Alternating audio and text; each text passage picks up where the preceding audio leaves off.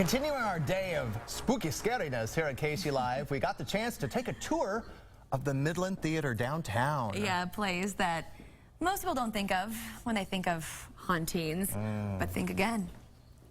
We have a Kansas City Live exclusive.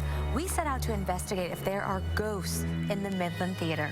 Apparently there was a gentleman, a custodian named Frank, who, well, he died under some very suspect circumstances back in the 30s, and apparently he's still around. It happened right here on the stairwell. But I hear he's a good ghost. Yeah, let's hope so. Let's hope so. Fingers crossed. Rumors about the Midland Theater being haunted have been around for years. So we set out to get the real story.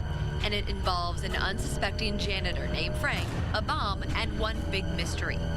Frank was killed, but they say his spirit lives on.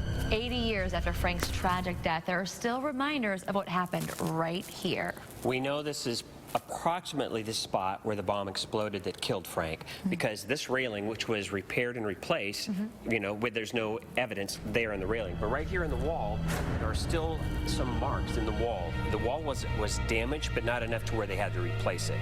So you can still see indentations here in this panel and also in this panel all the way up where pieces hit the wall. And while some employees don't believe the theater has its share of spooky specters, others have seen ghosts in the machine, literally. The old general manager and myself were taking a group of about 40 sixth graders through the theater. We take them through the whole building and we wind up on stage. There was an unplugged old school vacuum cleaner that has one of those like lights on the front. Came on for 20 seconds in front of all of these people. Needless to say, we never got another school group again.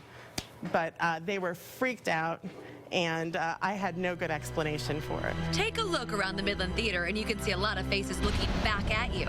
It really is kind of spooky. But on the day we were there, we didn't see anything out of the ordinary. But just in case, employees do try to keep Frank appeased. And like any good theater, Jennifer, the stage has a ghost lamp. A ghost lamp to keep Frank company. Or anybody else who might be around. Frank's legend and his legacy lives on at the Midland. It's a good ghost story to tell, perfect for this time of year. The Midland Theater has seen so many renovations over the years and so many different performers, but there's one constant. Frank.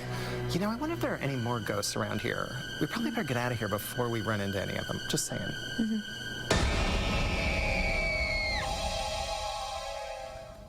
Ooh, yeah, we didn't see any ghosts, but it is very creepy when it's there. Oh, yeah. When you're there, it has a kind of a haunted type vibe. And very cool theater. It's dark, there's nobody around. I thought it was cool that several big-time shows like Ghost Hunters have approached the theater about its haunted past, but we were actually the first to delve into the whole scary history of the place. Pretty eerie. And Frank signs all of the employees' birthday cards, which I think is pretty cute. I mean, so they say he's a good ghost. Good that ghost. He's nice and he looks out for them. Let's keep it that way.